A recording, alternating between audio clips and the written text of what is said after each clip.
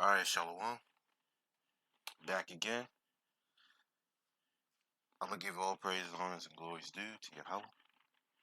Ba'ashem, Yahushua, Ba'ashem, Rakab Kadash. I want to give my double respects and honors to the elders and apostles of Great Millstone. Well, peace, blessings, and salutations to the elect, scattered around the four corners of the earth. There is like foreigners, mingled among the heathen. To the Akim out there on the highways and byways pushing this word. To you, I say shalom, peace and blessings, and to the sisters out there that are listening and learning, to you, I say shalom. Now, I done a video like almost 8, 9, 10 hours back, before, I believe it was around 2 o'clock, 1 o'clock, somewhere around there. And I had to rush the video because I didn't have time. I was going somewhere very important. I was, practically almost late. So, uh, right now I'm gonna go ahead and finish what I started pretty much because I really really wanted to do this lesson, and I also have another lesson to do because the spirit jumped on me. Um, there's a really good video I want to do. I just found the article. I'm thinking about doing it tomorrow, but we'll see how it goes because it's kind of late right now. So it's the old usual. It deals with prophecy. This is the gutter rats in the land of Israel. You know, these these so-called Jays, the 1948ers, as people, some of the brothers and elders call them the 1948ers because if you say the buzzword, they take your video down. If you say or sometimes you say dumb, Esau, they'll take your video down. If you mention Maxine with the V, they will take your video down. This shit is ridiculous. And you know what's funny? I don't see this happening to anybody else. Well, I seen it happen to a few people. They said it was medical misinformation and they took the video down. But they ended up putting it back up like a few days later. So hey, this is how this devil operates. Now, if I go ahead and appeal the situation, they're not gonna they're just gonna reject my appeal like they always been. They need to fix their algorithm, which they're not gonna do that, because these people are the devil. Anyways, this is from Al Jazeera. It basically says Israeli ultra orthodox clash with police over school closures, and I think this is actually in the land of Israel, as you can tell from the modern Hebrew, the Germanic Hebrew, you know, the Slavic Hebrew. You can tell that this is in the land of Israel. So the clashes came as authorities faced difficulties enforcing COVID restrictions in Israel's religious community. Now, there's a priesthood that came to mind. Uh,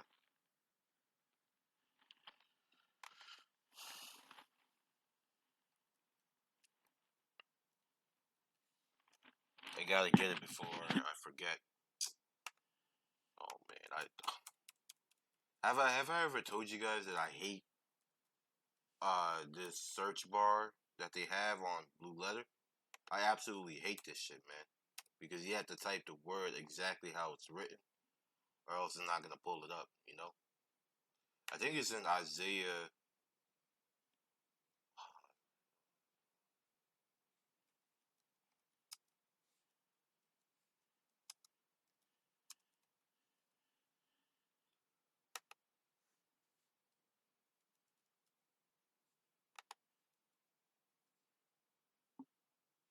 Yeah, Isaiah 2. I was gonna say it's gonna be Isaiah 2. Um, so this is a future prophecy because if these people were the real people, the real descendants of Abraham, Isaac, and Jacob, you're gonna use that argument that the northern kingdom is they're scattered, blah blah blah. People don't know who they are, which we do know who they are. For the most part, that a prototype of the northern kingdom are the so-called Indians and Latinos that are here in the Americas. Now, you also have the Northern Kingdom of the various tribes from Naphtali, Gad, Reuben, that they stayed in the Middle East because there were some of the Northern Kingdom that stayed in the land of Assyria after Assyria got taken down. You also have some that migrate all throughout the earth. So you got some of the Northern Kingdom all around the world looking like the nations that they were mingled amongst. So, but for the most part, though, we just say as a prototype. We don't say it's 100%, but we say how do I say? We say as like a staple model. The average model of the Israelite would be Negro, Latino, Native, or Seminole Indians. And we had the speckled bird Israelite foreigners all around the world. So anyway, just wanted to get that out the way if anybody was confused.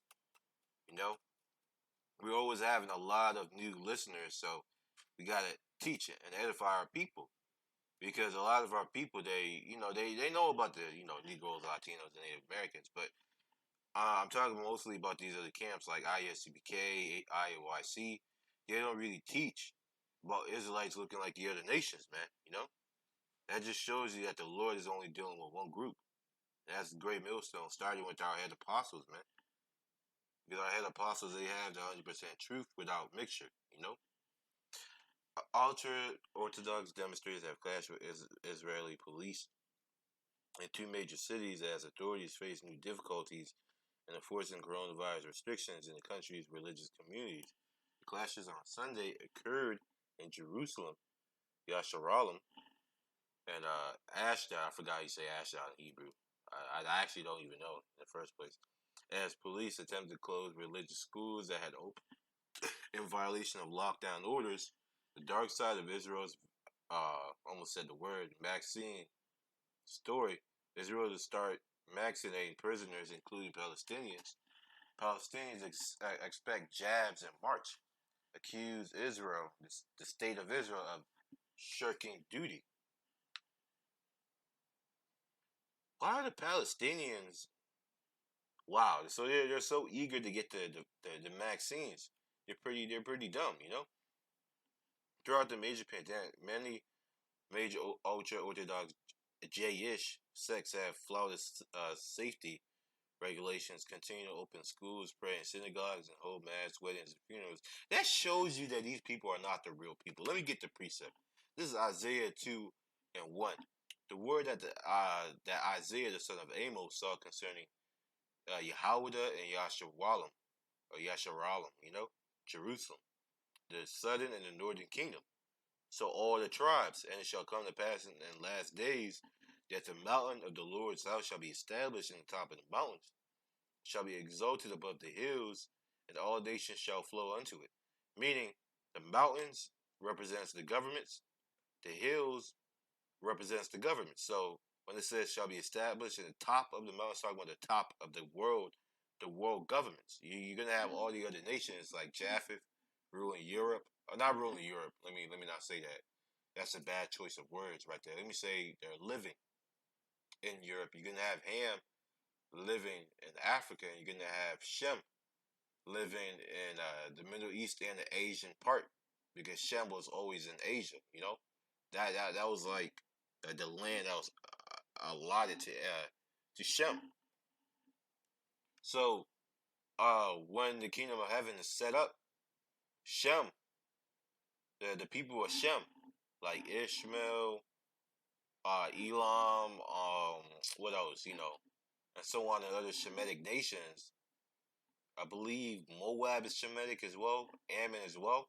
They're going to be dwelling back in the lands that they originally had, not China or Japan. And whoever had those lands first, like I have a feeling, I believe that the Japhetic people were probably the ones that were dwelling in those lands, but I could be wrong. We'll wait when the kingdom comes. So, but as of right now, I believe those lands belong to Japheth, So Japheth will get their land back. They will dwell in there. And we're gonna have the 144,000 governing the world, as in Israel will be the top government. Shall be exalted above the hills. The hills represents government, so the government of the Lord will be exalted over all governments. Meaning, I'm gonna give you an example. If the government, or let me say, a Japhetic nation, or the nation of Japheth, like the tribe of Ashkenaz, they want to do something, they have to come to us first and ask our permission and our blessing. Things of things of that nature. If they want to, like, say, a tribe in Ham, or the family of Ham, like the Egyptians, the Mizraim, if they want to build something, they have to come to us first, okay, and get our permission. So that's how things are gonna work. And those are just examples. We're gonna fully understand once we get into the kingdom and our body get changed. But that's pretty much it on this side. That's all we know on this side. So, and it shall come to pass in the last days that the mountain of the Lord's house shall be established, the top of the governments, and shall be exalted above the governments, and all nations shall flow unto it. Right, all nations are gonna flow into the Lord's government. Okay, bringing tributes, praises, and glory to Yahweh Bashem Yahushai, first and foremost. Because Yahweh Bashem Yahushai comes first before we get any praise or glory. They're gonna have to come in. That's why the scripture says the gate shall be open continually, because they're gonna have to come in giving praises and graces and glory to Yahweh Bashem Yahushai. Worship the King, Yahushai. And then under Yahushua is King David, and then under King David is the 12 apostles, and then under the 12 apostles you have the 144,000, and under the 444,000 you have the 1/3. Under the 1/3 you have the 2/3. That's how the order is gonna go. Okay. And many people shall go and say, "Come ye and let us go up to the mountain of the Lord, to the house of the God of Jacob, and he will teach us of his ways, and we will walk in his paths. For out of Zion shall go forth the law and the word of Jerusalem, in the word of the Lord from Jerusalem." So these people right now, they're supposed to have the ultimate control of the world. They are supposed to be pushing out the law. Okay, even if they're not following the law, statutes, commandments, any law that they make, the whole world has to follow. Okay, the whole world has to follow that law. So why aren't they doing that? I mean, you can see they're trying to do that in the Middle East. That's why they're having war with Iran, because Iran is that country that won't give in. And they're also oppressing those Palestinians, which me personally, a good portion of them are Jakes, preferably from the Northern Kingdom, because of that Assyrian captivity. But that's nevertheless, that's neither here or there. So, Isaiah 2, all nations shall flow unto it, meaning, they're bringing tributes. And here in verse 3, the nation of Israel is supposed to be the top government of the world, and everybody has to follow their rules, meaning that people cannot just worship any god. If you're worshiping Bashem, that's what these gutter rats call the Most High. They call him Bashem. If you're worshiping quote unquote Bashem, everybody in the world is supposed to be calling on Bashem. That's how it's supposed to work according to this prophecy. So how come that's not being done as of right now? That's because those people aren't the real people, man. And so many of you fucking Christians are so goddamn stupid that you don't even realize it. Some of these Christians, they don't even read the scriptures, man. They don't. They just hear something from the pastor and like, oh my goodness, these are God's chosen people. No, the fuck they're not. Okay? And I'm gonna prove why. And you shall judge among the nations. Judge, be the government among the nations, and shall rebuke many people. And they meaning the other nations, shall beat their swords. A sword is a weapon of destruction into plowshares. A plowshare is a weapon of harvest, of farming. And their spears, a weapon of destruction, okay, a weapon of war, into pruning hooks, a weapon of farming, of agriculture. So what does that mean?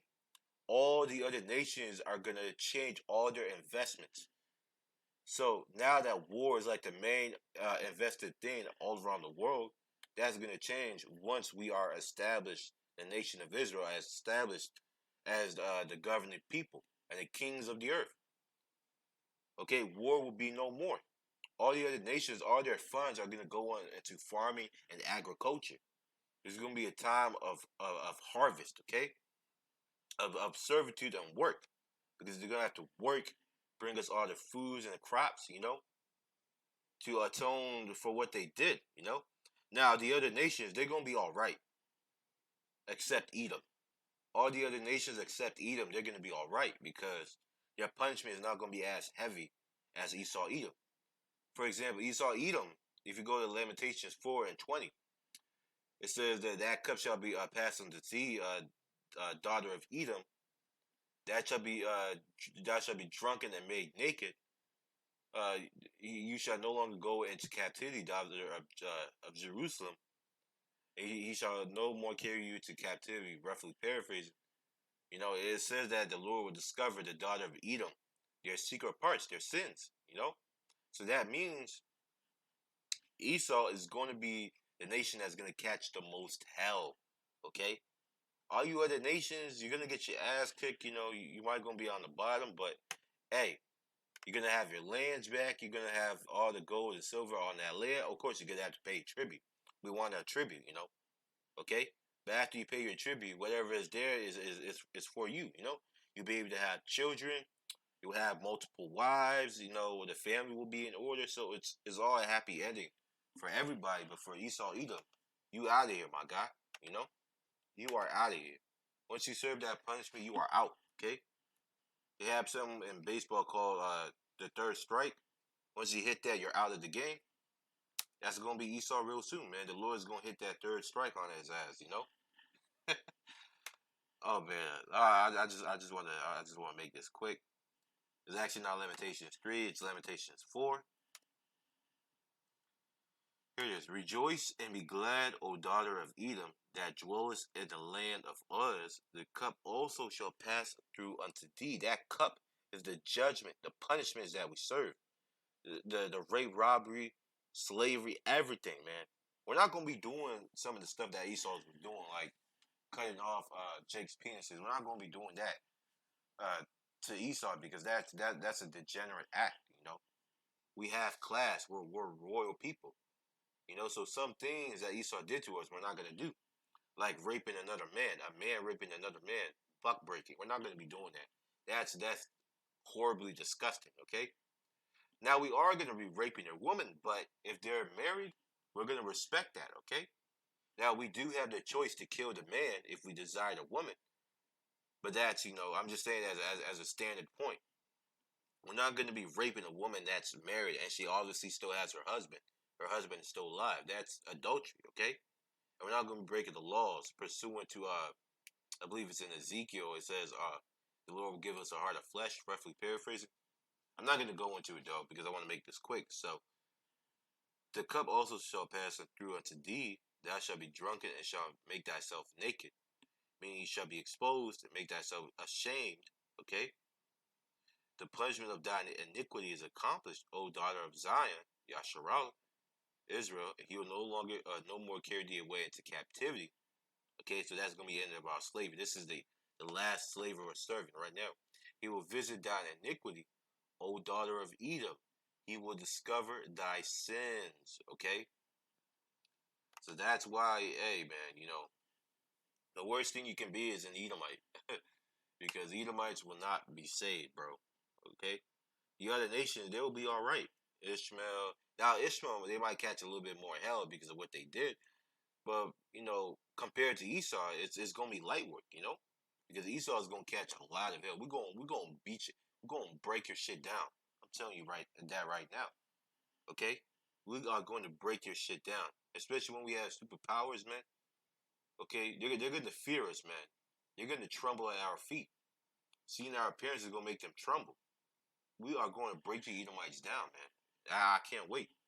Having a couple of Edomite slaves, seeing a beautiful Edomite woman that I want to take, go ahead and kill that man and I take his woman. Anyways, And he shall judge among the nations, and shall rebuke many people, and they shall beat the swords at the plowshares, and the spears at the pruning hooks. Nation shall not lift up sword against nation, neither shall they learn war anymore. Okay?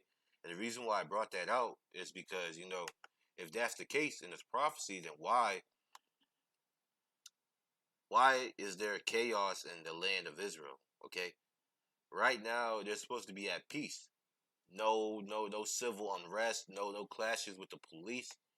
Really, they're not even supposed to have like a police or a military, It's supposed to depend on the Lord. Had your gates open continually so the Gentiles can come in and bring them tributes. But you see, that's not happening. Why? Because these people aren't the real people, man. Okay, I'm gonna get one last scripture.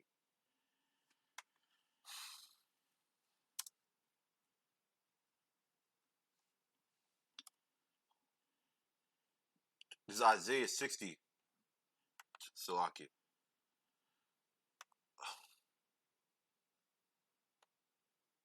I'm gonna jump at verse 9.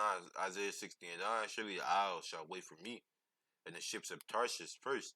Tarshish represents Spain, okay? That Iberian Peninsula. To bring thy sons from far, their silver and their gold with them, unto the name of the Lord Yahweh Shem Yahshai, thy power, and to the Holy One of Israel, because he has glorified thee.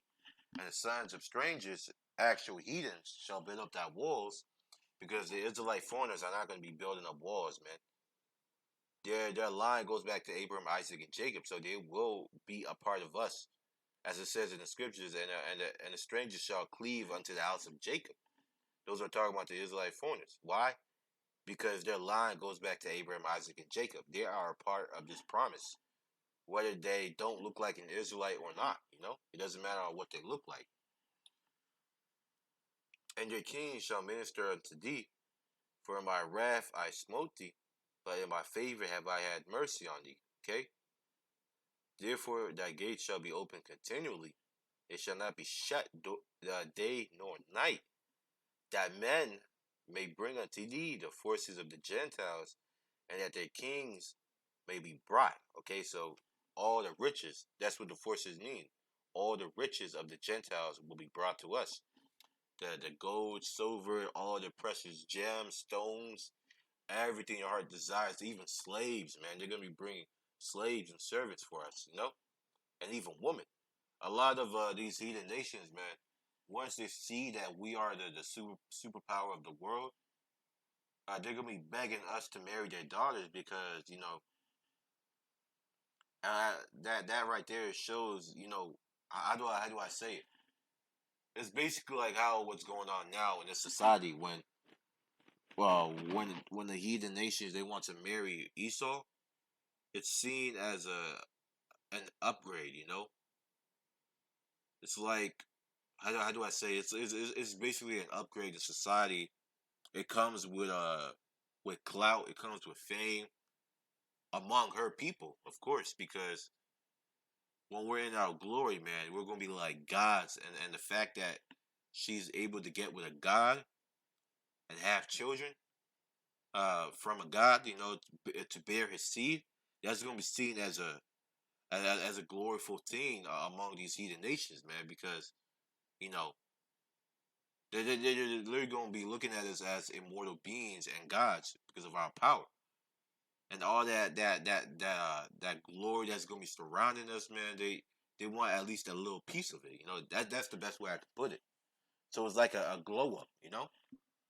You don't be surprised. A lot of these heathen men, they're gonna be praying that their daughter comes out beautiful, and as soon as she's of age, they're gonna be bringing her into the city of Jerusalem.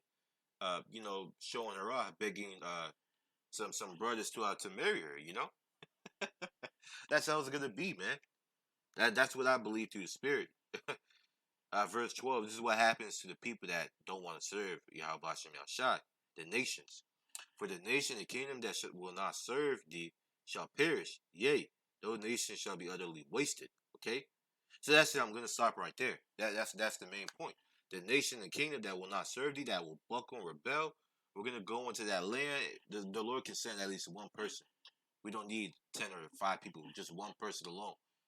We can destroy that land, or we could curse the land and it won't fall rain, and their people will die of sickness and starvation because there's not rain. There's not enough rain that's covering the crops, man. So they're gonna be forced to service, whether they like it or not. So, hopefully this lesson was edifying. Um, I was gonna go into this. U.S. television host Larry King died at the age of 87, but I don't really know what I could bring about this. All I know is that the guy died in the state of California. He's been battling you know, the sheep 19 for weeks and has suffered several health problems in recent years, including an air-fated stroke in 2019 and diabetes. So this guy already had like pre-existing medical conditions, man. His medical state, his mental health, everything about him, his physical health was already in a fucked up place. So it's not a surprise if the Lord delivered up to the sheep 19. And I'm only saying that because they don't take this video down. They already struck one of my channels. Fucking pieces of shit. Man, you YouTube moderators are a bunch of fucking cowards, man. I put that on. I'm not even gonna say it. Okay, So I think that's pretty much it I wanted to do. Came off my Now, this video right here, it goes into something else. This is COVID-19 military checkpoint at New York City Airport. I think I will do that video tomorrow. So, that video and also another article that I have in mind. So, Lord's will, Yahweh Shemashah reminds me tomorrow morning to do that lesson. Hopefully, you guys were edified. I'm going to give all praise, honor, and glories due to Yahweh. Ba'ashem, Yahushua, Ba'ashem, Baruch Kadash.